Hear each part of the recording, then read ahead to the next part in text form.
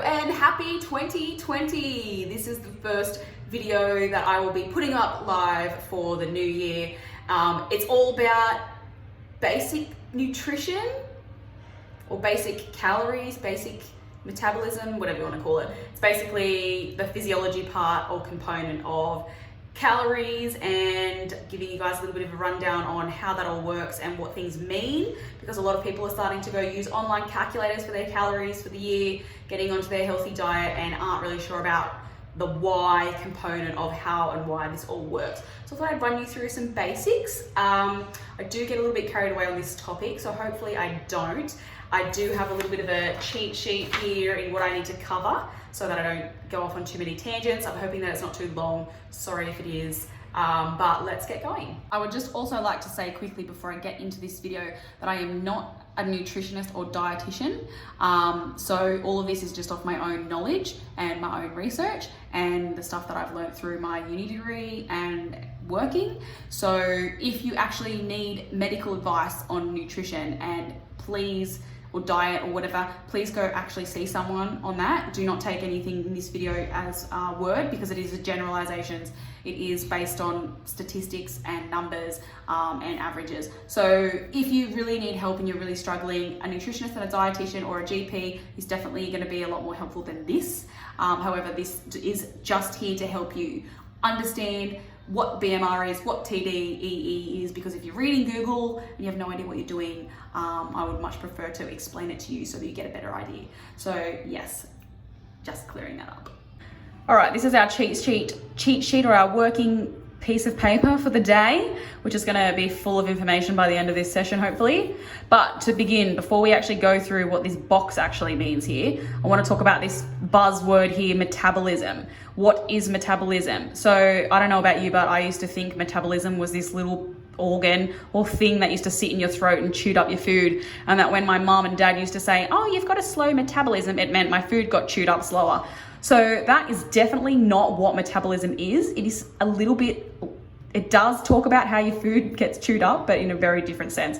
So metabolism is actually what we use to describe the chemical process that happens within your body to create energy. So basically food or whatever you eat and the things that you drink combined together with a few other things inside your body, creating, well, once they combine together, it actually generates energy which can be used by your body to actually do things. So all your tasks of your day that you're doing needs energy to be done. So working muscles, your brain requires energy to function, your organs require energy to function. So this is how your body gets energy in order to do the things that it needs to do to survive.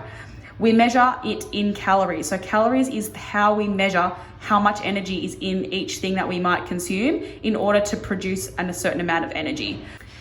All right, so this here is what we call our TDEE. That probably means nothing to you, along with all of these other little words, or letters, sorry. But TDEE stands for total daily energy expenditure. So this is how much energy that your body produces, or uses, should we say, uses, not produces, uses in a total day to get through everything that your body will do for that day. So it's broken down into these sort of components here, and we're going to divide it up more into two. So this one here is going to be a little bit separate to this one here, because this one here is what our body is actually just non-really changeable at this point in time. Let's just say for simplicity's sake. So this here stands for your basal metabolic rate, your BMR. This is your resting energy requirement. So I want you to think about a day where you wake up in the morning and you stay in bed all day and you do not move one single bit and you just stay there and do nothing. That is your resting energy. So your BMR basically means that all of your body's functions, so you think about like you've got basic functions of the body. So things that we talk about like breathing. We've got things like, what else have we got? Say circulation. So the blood moving around. We've got hormonal changes that our body goes through or in order to function for the day. And then even something like growing when you're younger all of these type of things here, etc., etc. So basically, all the basic functions that your body requires, your BMR is this. This is how much energy your body requires to do absolutely nothing just from being a body, right? That's it. So this does not include anything else. No movement, no daily activity, no digestion, nothing. That is literally just bodily functions. So that is 70% of your total daily energy expenditure will come from this. So then we're going to talk about these guys up here, which is basically like going about your day. That's going to be broken down into the extra things that you might do in order to be a human and have a great time. So basically you've got your non-exercise activity here, which is like basically anything that you decide to do that's not exercise. So this could be something like walking from the car to the train because you parked really far away. It could be walking upstairs because you decided to do that instead of take the escalator. It could be fidgeting. So me doing this with my hands, that is what we call NEAT. So the non-exercise activity part of your day is what this is. So this is what can actually be changed a lot depending on how active or sedentary your lifestyle actually is. So this can accommodate for sometimes like a lot of calories or a lot of extra calories will come from this. So think about how many times you've been really lazy and taken the lift or taken the escalator or parked your car right next to the shops. So every time that someone says to you, you need to increase your time in extra activities or your NEAT, that's what we're going to call that, your NEAT, that's going to increase the amount of calories that your body burns each day. So think about something like your daily step count. That's something really important here. Your daily step count would come into this activity. So when you get your Fitbit or your Apple Watch and you've measured, oh, today I've only done 2,000 steps versus the next day when you did 10,000 steps, that 2,000 steps is actually such less calories than the 10,000 steps that you did on the second day, and will significantly impact how many calories you've burnt over across the day on top of your BMR. So that's this one. This here is your thermogenic effect of food. So when you eat food, about 10% of the calories coming from that food are actually going towards digestion, which means actually breaking down the food and putting it into your bloodstream to use as energy. So that's what your thermogenesis is, we call that. And then you've got your EAT here, which is your exercise activity. So this is purposeful exercise. So this could be going to the gym, purposeful walking. So you've decided I'm going to go for a walk for an hour or a run. It could be swimming, it could be bike riding, a sport that you play. This is physical activity or exercise that is planned exercise. It's not just walking a little bit of extra time because you're not being lazy. It's purposeful exercise. So as you can see here, exercise or your gym session is only really accounting for about 5% of your total daily energy expenditure.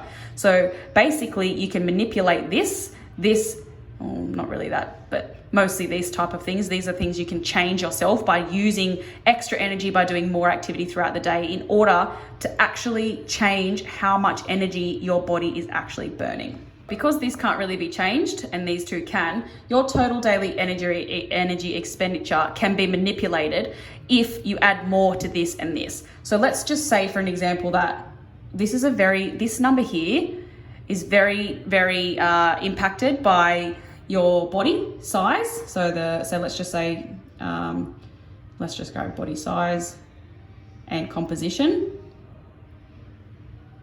So things like increased fat mass and increased muscle mass will change how much daily energy. Sorry, this is actually, I got really confused looking in the camera and I was looking at this on my cheat sheet, but this here, don't look at that. That's a mistake. It's going to this BMR. Sorry.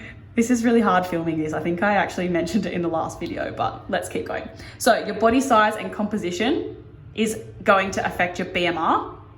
I'm gonna actually look at, you can't even see what I'm doing because I'm behind the camera, but let's pretend like you can. It's actually quite funny.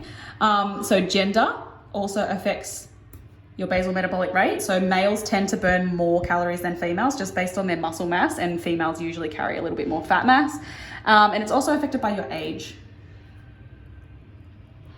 So body composition is basically your weight and how much muscle mass that you have or how much fat mass that you have. So this will change. Basically, if you've got more muscle, you're going to have a higher BMR. If you've got more fat, you will also have a little bit more of a higher BMR, but it's more significantly impacted by the muscle mass. Female or male, if you're at the same age and the same weight, a male will actually have a higher metabolic rate based on their muscle mass, age. The older you get, the less muscle mass that you tend to have and the less energy your body requires, so you will also have a lower BMR. So this here is basically, you can't really do much about that in terms of changing it. There are a little bit things you can do scientifically, but for simplicity's sake, that's what we're going to stick with. So let's just say this BMR here is going to be about, let's just say 1500 because it's an easy number to calculate. This on average will be somewhere between 1000 to 1500, around about roughly. There's no real rule about this, but Google said the average was about 1400. So who knows whether Google's right, but it's somewhere around there. That's your basal metabolic rate. And then you're going to add all of these on. So if you say do 100 calorie, let's just say that's 100 calorie workout. It's probably going to be more than that. That's a really low number, but let's say it's 100. Thermogenic effect of food is 150, let's say, for example, and then your non-exercise activity is, say you did like a heap of daily gardening, for example, that day, and you burnt 200 calories or something like that. So now you've got your total daily energy expenditure is your 1500 plus your 200, which is 1700 plus 1800, and then another 150, which is 1950 calories. So that is now your total daily energy expenditure. Let's actually put that right at the top, so you can see that. This is really, really messy. I'm so sorry about that. So now, when you've considered, all right, that's how much energy my body burns just by being at rest, being a body, adding in my daily activity that's not exercise, eating food, and then actually exercising. So that's how many calories your body will burn just to get through the day. So now, how do we use this number? All right, we're gonna talk about what we call a calorie deficit and surplus. So a calorie deficit is if you were, okay, wait, before we talk about that, this energy has to actually come from somewhere. That's where we go back up to here, right? It's gonna come from this process. Eating and drinking is gonna produce energy, which is gonna feed our 1950. If you don't eat any food, then you have to get this from somewhere else, okay? So if you are, let's say, in a calorie deficit, this is over this side, you're going to be eating less than 1950. My spelling is so bad. I get really anxious being on camera and my whole knowledge of spelling goes out the window. So sorry guys, but you're gonna have to deal with that. So if you eat less than 1950, let's say you go 1500 calories, for example, you're now 450 calories less of what you are required to burn through your day, which means that 450 calories has to come from somewhere else if you're not actually eating that. This is gonna come from stored fat, or if you have no stored fat, let's say for someone that's struggling with their eating or is quite ill, for example, has no body fat on them, this will come from any sort of muscle fiber that you have left. SCLC, I'm so bad at this. Just ignore my spelling, it's making me really paranoid. Muscle fibers, right? So that's where it's gonna come from. So if you are carrying extra fat, it's gonna come from your fat. This is how you are burning fat and now losing weight. Now, let's talk about on the other side, if you eat more than 1950, let's say you're 2,500, right? So 2,500, you are now in a 550 calorie surplus. So now you've got extra. So if you have extra and you're not actually going to use it, it's got to have to do something. Your body has to do something with that. So it will either store it as fat for later. Store as fat for later. So this is almost like a protection mechanism. So let's say in the olden days, let's call it caveman era, and you have no access to food for a week, you have all of this excess fat stored to get you through, right? You might have so much fat that you can get through 1950 calories every single day for a week, and break that down and use it as energy. So that's like a survival mode in those days. But in this day and age, everyone just gets really fat because we eat too much food and don't burn it off. And it can also be added, or let's not write added, let's say used to build more muscle. So this here is how bodybuilders get really, really big, or one component of it. So basically, the more food that you're going to eat, the more muscle mass that you will increase, and that's how you start growing. So it is quite difficult to grow muscles and lose fat at the same time. As you can see how this requires a surplus and weight loss requires a deficit. So this is called your deficit. Let's call that the deficit. This is your surplus. Oh, let's just write the whole thing. And this is maintenance, or roughly, or thereabouts. So this here is if you were to eat 1950 calories per day and exercise for 1950, use that much energy, then you would stay at the same weight. And that is how most people don't change. They just eat what they require and they stay at the same weight. This is weight loss over here, or fat loss. Let's call it weight loss. And this is weight gain, or muscle gain, depending on what your goals are. So as you can see, there's actually quite a lot involved in how to lose weight using your diet or calorie manipulation. This number also is never exact every single day. It's very hard to measure.